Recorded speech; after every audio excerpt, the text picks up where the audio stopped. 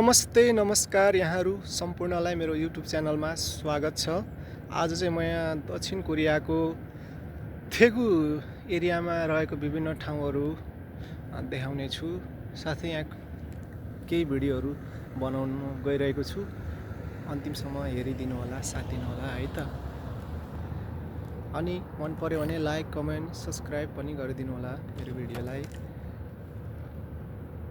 म चाहिँ यहाँ अहिले चाहिँ विशेष कोरियनहरूले यो कोरियामा कसरी के गर्दो रहेछन् भनेर केही कुराहरू राख्न गइरहेको छु। यहाँ रुखहरू यहाँ देख्नुभएको छ हजुरहरूले, यहाँ रुखहरू चाहिँ यसरी कोरियनहरूले ठुला ठुला रुखहरू चाहिँ ल्याएर रोप्दा रहेछन्, बिरुवा होइन, ताकि ठुल्ठुला रुखहरू सजिलै तरिकाले छिटो हुर्काउनको लागि चाहिँ यसरी रुखहरू रोप्दा रहेछन्।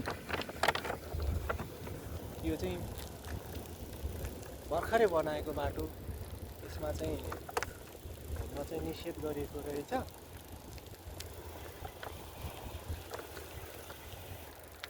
यहाँ कहाँबाट एउटा गाडी चाहिँ आएर बसिरहेको छ। यहाँ बाटो एकदमसँगले यहाँनिर चाहिँ ल्याइरहेको छ एउटा कोरियनले चाहिँ गाडी। यहाँ भर्खरै बनाएको बाटोमा चाहिँ यसरी कुदाउनु मिल्दैन, त्यो चाहिँ उहाँ नै जान्ने हुनुहुन्छ, उहाँले नै। यहाँ हेर्नुहोस्, यो भर्खरै नयाँ बाटो हो, यो चाहिँ कोरियाको बाटो।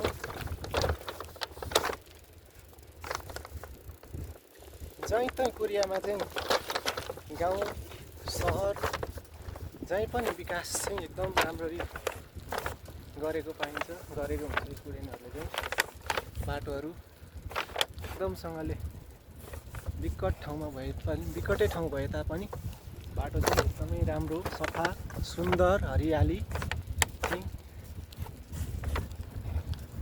बनाउँदो रहेछ। यिनीहरूको चाहिँ मेरो होइन, हाम्रो भन्ने विचार धारणा हुँदो रहेछ।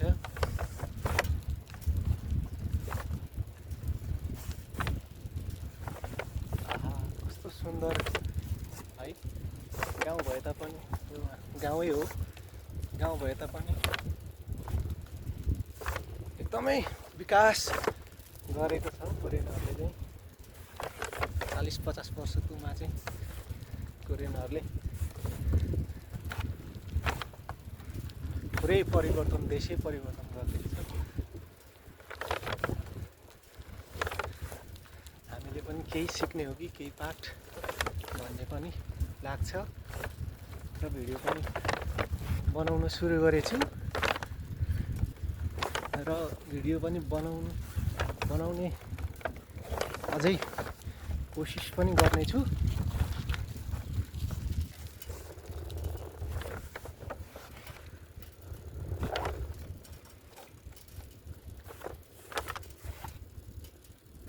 ए यहाँनिर त ऊ पनि रहेछ त, आज त खेलेछ त नि, एकदमसँगले बल खेलिरहेको ओपन भएछ त नि। हामी जानु किन नपाउने, दिइहाल्छ नि हामीलाई नि। कोरियनहरू चाहिँ छ नि, भइगयो त नि।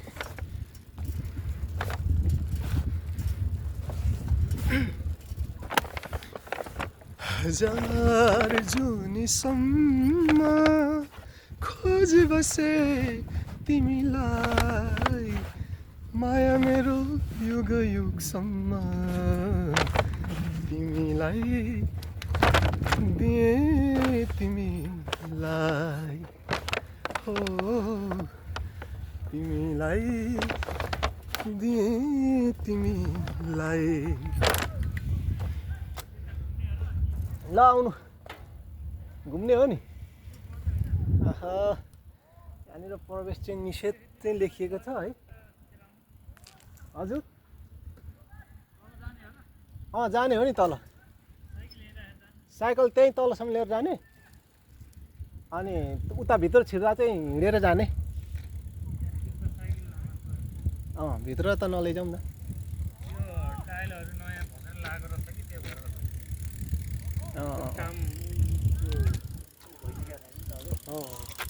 सेट भइसकेको छैन होला, त्यो भएर आज चाहिँ हामी भिडियो बनाउने तर्खरमा छौँ है घरमा होइन बनिसकेको अनि दुई भाइ साथीहरू अझै आउने रहर गर्दै गर्नुभएको थियो हामी चाहिँ आज भिडियो पोस्ट जसरी पनि गर्नुपर्छ भन्ने लागेर चाहिँ हतार हतार कुदेर आएको छौँ हजुरहरूले माया गरिदिनु होला हेरिदिनु होला अन्तिमसँग है अन्तिमसम्म धेरै माया गरिदिनु होला पुरै अँगालो हालिदिनु होला होइन अनि हाम्रो अब के भन्नु राम्रो राम्रो मान्छेहरूले पनि माया गरिदिनु होला हामी जस्तो सबैले माया गरिदिनु होला हाम्रो भाइलाई झगराई भाइलाई हामी चाहिँ अलिक नराम्रो भए तापनि राम्री मायाको धेरै खोजी गरिरहेको छन् यो मान्छेले अँ पुरा माया पाइएन भनेका छन् पुरै झ्याप्पै माया गरिदिनु होला धेरैजनाले झ्याप्पै अनि सब्सक्राइब पनि झ्याप्पै लाइक कमेन्ट सेयर होइन सब्सक्राइब लाइक कमेन्ट गर्नु नै माया गरेको हो क्या हजुर हजुर त्योभन्दा माया त अरू के छ र हाम्रो लागि त्यति भयो खुसी लागेको छ आज चाहिँ यहाँ हामी यो नयाँ ठाउँमा चाहिँ एकदम सँगले नयाँ ठाउँमा चाहिँ आज हामी एकदम सँगले नयाँ मान्छे ननी नयाँ ठाउँ देखाउने तर्खरमा छौँ तपाईँहरूलाई यतातिर यो चाहिँ के चिज होला यो काउन्टर जस्तो छ है टोइलेट हो होइन उता त बस्ने काउन्टर जस्तै पनि छ टोइलेट हो कि उतापट्टिको चाहिँ ल रुखहरू चाहिँ हेर्नुहोस् कत्रो बुढा रुखहरू चाहिँ यहाँ यी भर्खरै रोपेको हुनुहुन्छ उहाँहरूले भर्खरै यतातिर एक्सर्साइजको सामानहरू यतातिर चाहिँ हाम्रो यहाँनिर चाहिँ कोरियनहरू चाहिँ एकदम आज ओपनिङ हो कि के हो यहाँ बस्न चाहिँ निषेध भन्ने ठाउँ छ है अहिले चाहिँ नयाँ बनाएर होला नयाँ भएर यहाँ खेलिराख्नु भएको छ यहाँ हाम्रो सरहरूको कोरियनहरू होइन यिनीहरू यहाँनिर एकदमै ठुलो रुख छ है यो चाहिँ कहिले रोपेको होला यो रुख चाहिँ धेरै आएन 1 वर्ष पनि आएन यता ल यत्रो रुख चाहिँ यो कोरियामा यो कत्रो रुख हो त यो 1 वर्ष भयो है यो 1 वर्ष पनि भएको छैन होला भर्खरै यो रुख बाँधेर गरिरहेको छ धेरै ठुलो छ यो बुढो रुख छ यो परबाट देखाएको जुम भएन मेरो क्यामेरा यो अलिक मोबाइलै एकदम के भन्ने होला धेरै माया गरिदिएर अनि युट्युबबाट पैसा आएर अनि बल्ल राम्रो मोबाइल किन्ने हो क्या अब जाउँ उता जाउँ यहाँ रुख रोपाइ भन्ने चाहिँ कोरियामा यस्तो तपाईँहरूले मैले रुख रोपेको चाहिँ देखेको थिइनँ अझै देखेँ यहाँ हेर्नुहोस् यहाँ भुइँतिर एकदम बस्ने ठाउँदेखि लिएर साह्रै कायदाको बनाइदिने के कोरियनले चाहिँ हो क्या नि त सर एकदम यो त यहाँ 2 मात्रै छैन केही कुराहरू राख्नु भन्नुहोस् हजुरले पनि कमी छैन यहाँ त के हुँदो रहेछ कोरियामा त विकासको कुराहरू होइन विकासको कुरा त भन्नै परेन नि सानो कुराहरू सबै होइन यो मान्छेले नसोच्ने कुराहरू नै बनाइरहेको हुन्छ हामीले ठुलो कुरा हेरिन्छ सानोतिनो कुराहरूमा चाहिँ ख्याल गरिँदैन यो सामान्य कुराले चाहिँ कति धेरै प्रभाव पारिरहेको हुन्छ होइन यसो यो त हाम्रो त सहरतिर पनि यस्तो हुँदैन यो त एकदम विकट ठाउँ हो कोरियाको पनि लगभग धेरै नै विकट ठाउँ हो अलिक गाउँ एरिया हामी है सहरी इलाकामा त झन् अझै व्यवस्थित हुन्छ तर यहाँ चाहिँ सहरी इलाका गाउँ इलाका उस्तै हो धेरै फरक पर्दैन हजुर अनि केही छ अब तपाईँ चाहिँ अब यहाँ कोरियामा म्याराथन एकदमसँगले दौडिराख्नु भएको छ अस्ति पनि दौडिनु भयो है म्याराथनको कुरो चाहिँ म्याराथनमा पछि जानुपर्छ अनि भिडियो खिच्न साइकलिङ गरेर पनि कोरिया चाहिँ खाइसक्नु भयो हाम्रो सरले चाहिँ अनुभवहरू पनि यसो धेरै नै बटुलिसक्नु भयो 1 दशकभन्दा बढी केही अनुभवहरू सुनाइदिनु होला के कस्तो हुन्छ होइन अनुभव त धेरै नै छ के भन्नु होइन अब नेपाल जानु चाहिँ अलिक थोरै मन गर्नु भएको छ 10औं वर्ष बस्नु भएर नि नेपालमा जाने स्थिति पनि छैन अहिले के गर्नु भएर है हामी त लाटो हुन्छ नेपाल गएर देश बनाउने कुरामा अलिकति देश त नेपालमा राजनीति गर्ने मान्छेहरू चेन्ज भयो भने चाहिँ बल्ल गइएला नत्र त किन जानु बेकारमा गएर होइन दुःख पाइन्छ उल्टो दुःख पाउँछ अब राम्रो मान्छे लग्यो भने त यो त यस्तो त कति बन्छ त हो नि यो त एउटा सामान्य गाउँको चाहिँ यो विकट ठाउँको स्टेडियम जस ग्राउन्डहरू हाम्रो राजधानीमा पनि यस्तो छैन। हो नि यहाँ हेरौँ त भुइँहरू यो बाटो हिँड्ने बाटोदेखि लिएर यस्तो ठाउँमा चाहिँ यस्तो कोही मान्छे हिँड्दैन, यहाँ यति खर्च गरेर बनाइदिएको छ होइन। हाम्रो चाहिँ उहाँ लाखौँ मान्छे हिँड्ने ठाउँमा चाहिँ मान्छे यसरी ठोकिँदै हिँड्नुपर्छ। बाटो साङ्ग्रो छ, मान्छे त हिँड्ने पैदल यात्री धेरै हुन्छ, अनि ठोकिनु परेन, कहाँबाट हिँड्नु ठोकिन्छ। सबैजना हिँड्नु पर्यो। पुलमुनि पनि बिगार गर्छ होइन त। आशिका तामाङ दिदीले चाहिँ होइन त्यो भएर सबै विदेशमा बस्ने धेरै होला होइन, हाम्रो नेपाली दाजुभाइहरू त विदेशमा बस्ने। यो बाहिर बसेको कुराहरूलाई देखेर त्यो युजलाई चाहिँ यहाँ युज गरेको कुरा नेपालमा गएर नि आफ्नो आफ्नो ठाउँमा गएर नि अहिले हामी कति संयमित अनुशासित भन्छ नि, त्यो चाहिँ छोड्नु भएन क्या। अब विदेशमा छँदा कारबाही हुन्छ भनेर चाहिँ अनुशासित हुने, अनि आफ्नो देशमा गएपछि उही पुरानै पारा गरेर हुँदैन। हो त्यो कुरालाई पनि सम्झिनु पर्यो। हामी कसरी यहाँ संयमित भएर हिँडिन्छ बोलिन्छ होइन, हामी त्यो त अनुशासन पनि लिएर जानु पऱ्यो क्या। बाहिरबाट सिकेको कुरा त लानु पऱ्यो नि त होइन, अनि देश विकास हुन्छ। जनता म विकास भएँ, तपाईँ विकास हुनुभयो, अर्को एकजना सुध्रियो, गर्दा गर्दै सबै सुध्रिने त हो। नेताले त सुधार्दैनन् होइन, यिनीहरूले अनुशासित नि बनाउँदैनन्। हामी आफैमा अनुशासित हुनु पऱ्यो क्या। हाम्रो सरहरू यहाँहरू सिकेको कुरालाई चाहिँ त्यो सिकेको कुरालाई चाहिँ लगेर लागु गर्नु पऱ्यो क्या।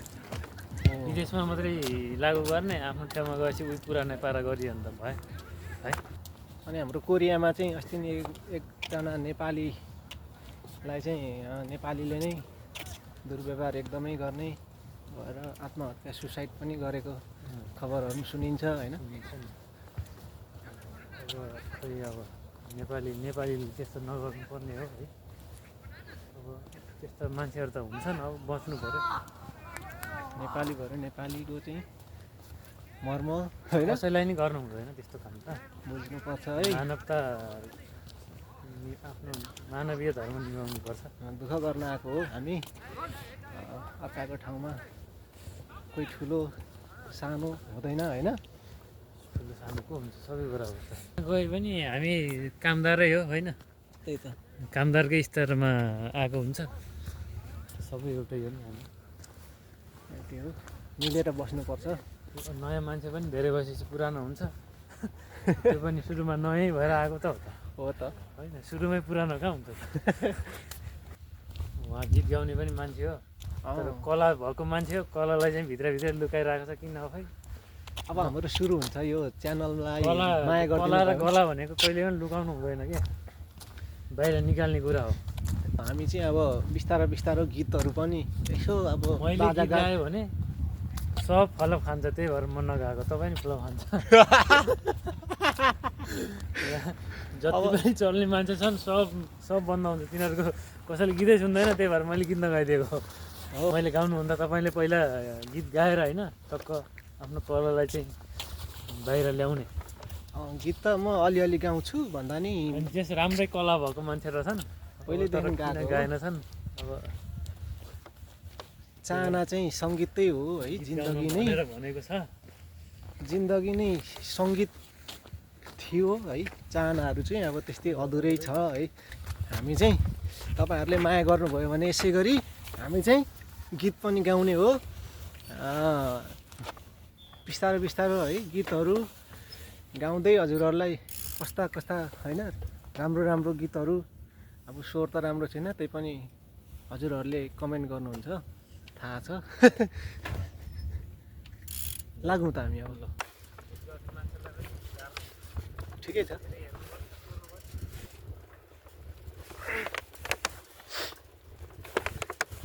एउटा गीत हान्दिने हो त। मलाई पनि गीत चाहिँ गाउनु मन लाग्छ, तर स्वर चाहिँ छैन मेरो नि।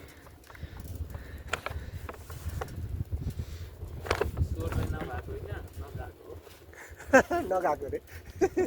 तपाईँको जतिको स्वर हुन्छ नि त, म अहिले यहाँ कोरियामा यसरी काम गर्ने मान्छे होइन नि म।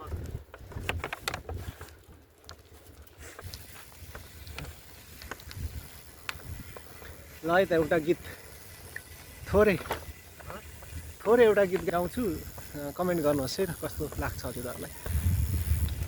तिमीसँग जिउने मर्ने चाहना छ मेरो, हो तिमीसँग जिउने मर्ने चाहना छ मेरो, म तिमी बिना अधुरो, तिमी म बिना अधुरो, मलाई जुनी जुनी जुनी जुनी तिम्रै हुने मन छ, फेरि फेरि फेरि नाइ नभन्नुला, फेरि फेरि फेरि नाइ नभन्नुला। जति पनि सुनेर साथ दिनुभयो, भिडियो हेरेर साथ दिनुभयो, यहाँहरू सम्पूर्णलाई धेरै धेरै धन्यवाद। Thank you.